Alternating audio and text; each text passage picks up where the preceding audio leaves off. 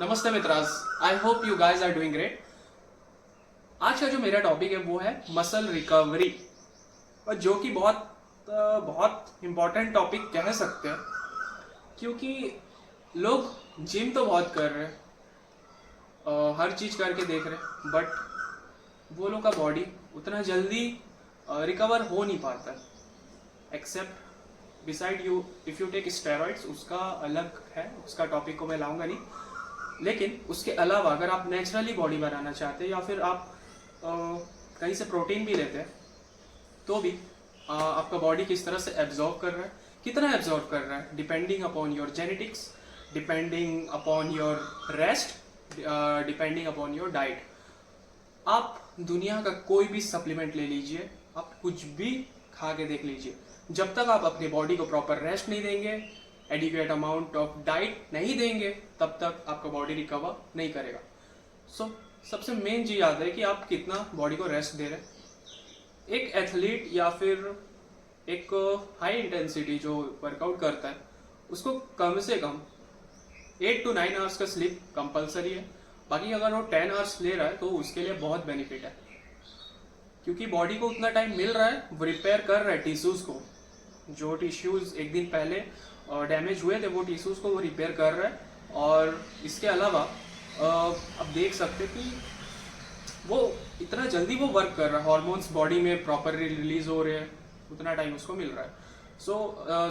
सबसे major role sleep play करता है। Diet also plays a major role. So मित्रास, डाइट और स्लीप तो एक मेजर रोल प्ले करता ही है, लेकिन इसके बिसाइड भी काफी मेथड्स होते हैं जिसकी वजह से मसल रिकवरी में हेल्प मिलती है। एक मेथड का नाम है कॉन्ट्रास्ट बाथ थेरेपी। अब इस थेरेपी में क्या होता है कि पहले जो भी इंसान होता है उसको हॉट वाटर बाथ दिया जाता है, उसको 10 मिनट तक, 10 या 5 मिनट तक उसको पहले हॉट वाटर में रखा जाता है। अब हॉट मतलब एकदम एक्सट्रीमली हॉट नहीं, लेस देन 50 डिग्री। उसके बाद तुरंत जैसे वो बाहर आता है उसको कोल्ड वाटर बाथ दिया जाता है, वो भी 5 to 10 अप्रॉक्स मिनट।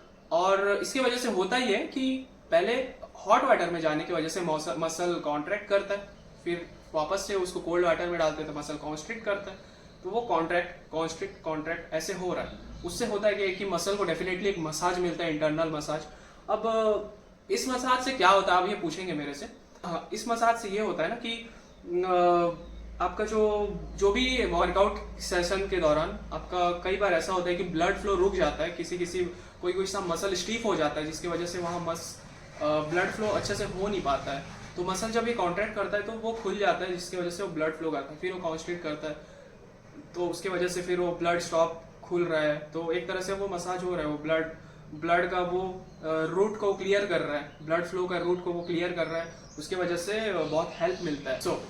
इसके बारे में मैं आपको एक डिटेल वीडियो में अच्छे से बताऊंगा, फिलहाल मैं आपको कुछ पॉइंट्स बता दिया। अभी हम आते हैं अपने टिप्स और ट्रिक्स पे, जिसकी वजह से रिकवरी में आपको डेफिनेटली हेल्प मिलेगा। टिप नंबर 1 आता है आपका फूड, आपका जो डाइट है, जो आप बॉडी में अपने डाल रहे हैं, जो आप बॉडी में इंटेक कर रहे हैं, वो सबसे मेजर रोल प्ले करता है। डाइट में प्रोटीन सबसे मेजर रोल प्ले कर रहा है, और मेजर मैक्रो माइक्रो न्यूट्रिएंट्स होते हैं। अब प्रोटीन में भी प्रोटीन प्री वर्कआउट होता है, प्रोटीन पोस्ट वर्कआउट होता है, डाइटरी प्रोटीन होता है। प्रोटीन प्री वर्कआउट के बारे में स्टार्ट करते हैं। प्रोटीन प्री वर्कआउट में होता ही है कि वर्कआउट से पहले आप प्रोटीन ले रहे हैं, ताकि आप जब वर्कआउट करें उस टाइम प्रोटीन एब्जॉर्ब हो आपकी बॉडी में, आपको एक एनर्जी पुश मिले, जिसकी वजह से आपका वर्कआउट सेशन इंप्रूव होता है। और प्रोटीन पे जिसकी वजह से रिकवरी में आपको डेफिनेटली हेल्प मिलेगा। टिप नंबर 1 आता है आपका फूड, आपका जो डाइट है, जो आप बॉडी में अपने डाल रहे हैं, जो आप बॉडी में इंटेक कर रहे हैं, वो सबसे मेजर रोल प्ले करता है। डाइट में प्रोटीन सबसे मेजर रोल प्ले कर रहा है, और भी बहुत सारे मेजर मैक्रो माइक्रो न्यूट्रिएंट्स होते हैं। अब प्रोटीन में भी प्रोटीन प्री वर्कआउट होता है, प्रोटीन पोस्ट वर्कआउट होता है, डाइटरी प्रोटीन होता है। प्रोटीन प्री वर्कआउट के बारे में स्टार्ट करते हैं। प्रोटीन प्री वर्कआउट में होता ही है कि वर्कआउट से पहले आप प्रोटीन ले रहे हैं, ताकि आप जब वर्कआउट करें उस टाइम प्रोटीन एब्जॉर्ब हो आपकी बॉडी में, आपको एक एनर्जी पुश मिले, जिसकी वजह से आपका वर्कआउट सेशन इंप्रूव होता है। और प्रोटीन पोस्ट वर्कआउट में ये होता है कि जैसे कि आप वर्कआउट कर लिए तो आपका बॉडी में तो डेफिनेटली मसल ब्रेकडाउन होता है एकदम एक्सट्रीम, अगर आप वर्कआउट करते तो एक्सट्रीम तरह से ब्रेकडाउन होगा उसमें। अब आपको तुरंत प्रोटीन चाहिए होता है, तुरंत तो आप मत लीजिए, कम से कम आधा घंटा या 45 मिनट वेट कीजिए, उसके बाद आप प्रोटीन इंटेक कीजिए। प्रोटीन उसकी वजह से ये होगा कि आपका प्रोटीन एब्जॉर्प्शन बॉडी में थोड़ा अच्छा होगा। और रिसर्च ये बोलता है कि वर्कआउट के बाद आप अगर प्रोटीन प्लस अच्छे अमाउंट में वाटर ले रहे हैं तो वो क्या है, वो बॉडी में अच्छे से एब्जॉर्ब होता है वर्कआउट के बाद अगर ले रहे हैं। लेकिन प्री और पोस्ट वर्कआउट दोनों का भी डिसाइड करते हैं। सबसे मेन जो आपका होता है, पोस्ट वर्कआउट तो एक मेजर रोल प्ले करता है, लेकिन सबसे मेन तो नहीं बोलूंगा, लेकिन हाँ एक मेन जो होता है आपका डाइटरी, जो आप ब्रेकफास्ट ले रहे हैं, जो आप मिड डे मील ले रहे हैं, वर्कआउट से बहुत पहले जो भी आप खा रहे हैं, जो भी आप खाना नॉर्मली खा रहे हैं, वो उसमें आपका प्रोटीन इंटेक कैसा है वो सबसे ज़्यादा इंपॉर्टेंट होता है। तो आपको क्या करना है, फॉर एग्जांपल आपको डिवाइड करना है, आप मॉर्निंग में कितना प्रोटीन ले रहे हैं। ऐसा तो नहीं है कि आप नाइट में ही सारा प्रोटीन ले रहे हैं, अब जिसकी वजह से आपको डाइजेस्ट नहीं हो पा रहा, आपको पता नहीं चल रहा है, आपको लग रहा है कि हाँ प्रोटीन आ रहा है, लेकिन ऐसा थोड़ी होता है। आपका बॉडी का भी तो, आपका स्टमक का भी तो एक कैपेसिटी होता है ना कि वो कितना डाइजेस्ट कर पा रहा है। तो आप एक काम कीजिए, फॉर एग्जांपल आपका बॉडी वेट 60 है, तो अकॉर्डिंग टू इंटरनेशनल स्टैंडर्ड्स पाया गया है कि आप अगर एक एथलीट है या फिर आप एक high intensity gym going person है, उसको बॉडी वेट इंटू 2.2 या फिर अप्रोक्स 1.7 ग्राम से 2.2 ग्राम के बीच में protein definitely, body weight into 1.7 और 2.2 ऐसे लेने से आपका प्रोटीन एब्जॉर्प्शन में हेल्प मिलेगा। ये इंटरनेशनल स्टैंडर्ड में पाया गया है। सो अभी हम अपने थर्ड पॉइंट पे आते हैं। जो अपना जो थर्ड पॉइंट है वो है कार्बोहाइड्रेट्स। कार्बोहाइड्रेट्स भी एक मेजर रोल प्ले करता है। अब कार्ब्स में होता ये है ना कि आप कार्ब्स जो रहता है वो ग्लाइकोजन के फॉर्म में अपनी बॉडी में स्टोर होता है, और जब भी हम कुछ एक्स्ट्रा काम कर रहे हैं या फिर वर्कआउट कर रहे हैं तो वो ग्लाइकोजन एनर्जी प्रोड्यूस करने में हेल्प करता है, जिसकी वजह से हमारे बॉडी में एनर्जी आता है। तो आपको प्री वर्कआउट से पहले कार्बोहाइड्रेट भी लेना चाहिए, और वर्कआउट के बाद अगर आप कार्ब्स ले रहे हैं तो वो नेक्स्ट सेशन के लिए हेल्प करेगा आपको, क्योंकि वो कार्ब बॉडी में जब स्टोर होगा तो नेक्स्ट सेशन में आपको डेफिनेटली वो ग्लाइकोजन एनर्जी निकाल के देगा। टिप्स नंबर 1 फूड्स के पॉइंट नंबर 4 पे आते हैं, eating and overall balance diet. अब अगर आप बैलेंस डाइट नहीं लेंगे तो आपके बॉडी में वो प्रॉपरली आपको न्यूट्रिएंट्स नहीं मिल पाएंगे, वो रिकवरी टाइम को भी स्लो कर देगा। तो एक बैलेंस डाइट बहुत इंपॉर्टेंट होता है।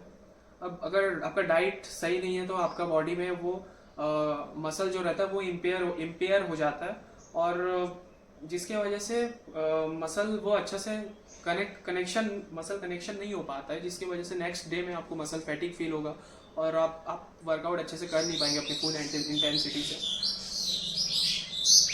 तो ये सारी बात तो बैलेंस डाइट को लेकर रही।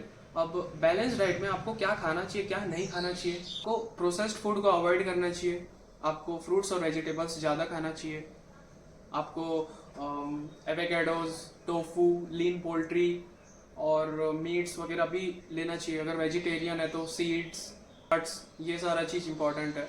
और आपको हेल्दी फैट्स भी लेने चाहिए, फॉर एग्जांपल ऑलिव ऑयल, और काफ़ी सारे फैटी एसिड्स जो होते हैं वो हेल्प करते हैं, ओमेगा 3 वगैरह। हम टिप नंबर 2 में आते हैं, जो कि है ड्रिंक्स।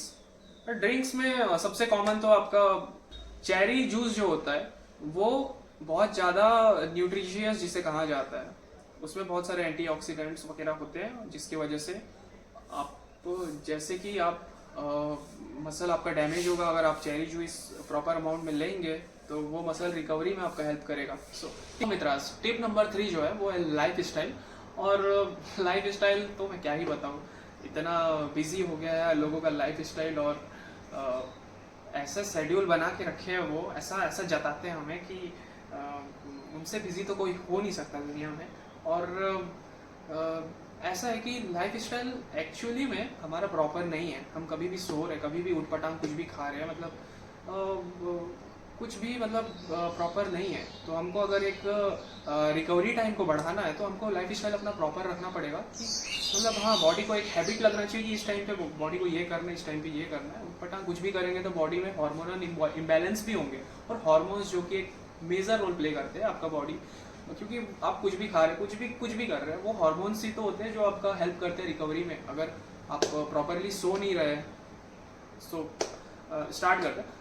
पॉइंट नंबर फर्स्ट है स्लीप से ही स्टार्ट करते हैं। सो नहीं रहे कह दिया तो मैं, स्लीप से स्टार्ट करते हैं। स्लीप जो कि एक मेजर रोल प्ले करता है, और अकॉर्डिंग टू इंटरनेशनल स्टैंडर्ड जो एथलीट होते हैं या फिर जो हैवी जिम गोअर्स होते हैं, उनको कम से कम 9 to 10 आवर्स का स्लीप इम्पॉर्टेंट डेफिनेटली करना ही चाहिए। मिनिमम 8 to 9 आवर्स ठीक है, मैक्सिमम तो 10 to 11 ऐसे स्लीप अगर उनका पूरा होगा तो बेहतरीन है। और नंबर 2 है मसाज। मसाज भी एक अच्छा खासा रोल प्ले करता है, क्योंकि बॉडी को हम प्रॉपरली मसाज देंगे तो क्या है, मसल टेंशन कम होगा और मसल में जो पेन होता है वो कम होगा। आप डिफरेंट एक मसाज तो मैं आपको बताया था, कॉन्ट्रास्ट बाथ थेरेपी, और भी इस तरह के काफ़ी सारे मसाज होते हैं, आप देख सकते हैं। और गायरोथेरेपी।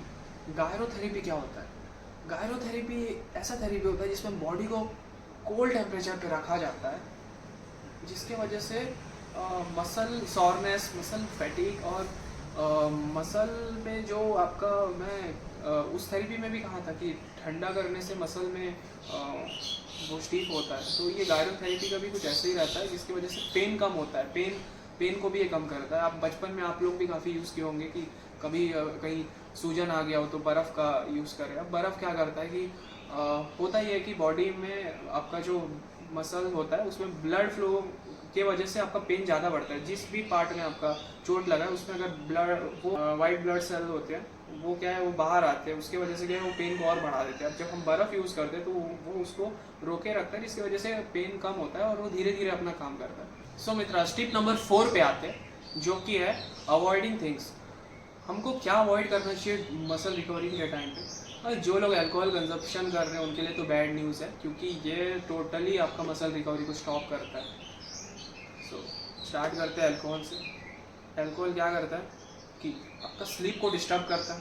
आपका बॉडी में अल्कोहल में होता तो नहीं है कुछ न्यूट्रिएंट्स जो कि आपका बॉडी में हेल्प करे, वो आपका स्लीप साइकिल को बिगाड़ रहा है, आपका न्यूट्रिएंट्स नहीं दे रहा आपको, और वो क्या टेस्टोस्टेरोन लेवल में भी इम्पैक्ट डालता है। और इसकी वजह से आप अगर जिम गोअर है तो आप अल्कोहल तो छोड़ ही दीजिए। सेकंड नंबर पे आते हैं टोबैको। टोबैको क्या करता है, वो जो है आपका जो स्केलेटल मसल होता है, स्केलेटल मसल में आप डैमेज करता है, जिसकी वजह से मतलब आपका बाद में फ्यूचर में आपको बोन में दिक्कत हो सकता है, और आपका बहुत सारा जॉइंट प्रॉब्लम्स हो सकता है। सो आप टोबैको से भी अगर यूज़ करते तो टोबैको से भी दूर रहिए। लोगों का एक और क्वेश्चन था कि how long does it take for the recovery of our muscles? ये डिपेंड करता है आपके वर्कआउट रूटीन पे। अगर आप पहले से वर्कआउट कर रहे हैं तो आपका शायद रिकवरी रेट ज़्यादा होगा, ऑक्सीजन फ्लो ज़्यादा होगा तो रिकवरी रेट ज़्यादा होगा। आपका जीन्स पे डिपेंड करता है, आपका डाइट वगैरह तो है ही। तो सबसे इम्पॉर्टेंट तो आप कितनी देर वर्कआउट कर रहे हैं। अब ज़्यादा देर अगर आप नॉर्मली जिम जा रहे हैं तो 1-1.5 घंटा ठीक है। स्पेशली एथलीट जो रहते हैं 2-3 घंटा 4 घंटा करते हैं, तो उनको ज़्यादा देर सोने का ज़रूरत है, जिससे वर्कआउट में हेल्प मिलता है। हमारा जो सेकंड क्वेश्चन है वो है how do we prevent injury during muscle recovery?